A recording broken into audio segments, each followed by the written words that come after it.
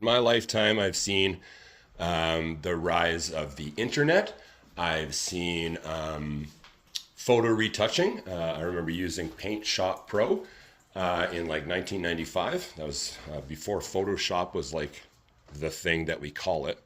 Um, we've seen digital photography take hold and replace film, so you don't have to get your photos developed anymore. In fact, everybody can take photos and videos on their phones nowadays.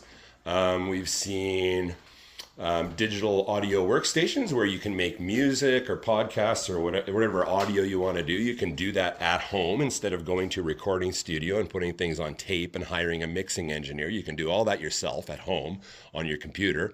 Hell, you can do it on your phone now. You can probably run it on a potato if you wanted to. We've seen, back in the day, you could burn CDs or DVDs. And then, of course, now you can self-publish anywhere. You don't need a label or an agent or a publisher, depending on what your medium is. You don't need those things in order to get your stuff out to the world. We've seen, Napster back in the day, or file sharing. That you can't say that didn't push the entertainment companies into a corner where streaming was the only option. And now, if you have a streaming service, whether you have a subscription or not, you basically have access to an infinite library of media now, where back in the day, if you wanted access to that library, it was impossible. Nobody could afford that. Fucking Bill Gates couldn't afford that. Well, that's an old reference. Elon Musk couldn't afford that. No, he probably could. But anyways, these are things that we've seen. Oh, we've seen open source in as far as like the programs that we do use to make media, and digital photography, digital videography.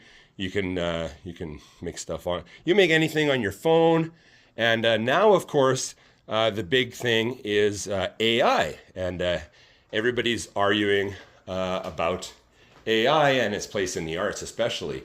And I've just got to say that, I mean, like, obviously the entertainment companies, the media companies, the record labels, the big three, Warner, Universal, and Sony, they own like 75% of the media on the planet, and they're firmly against the use of AI.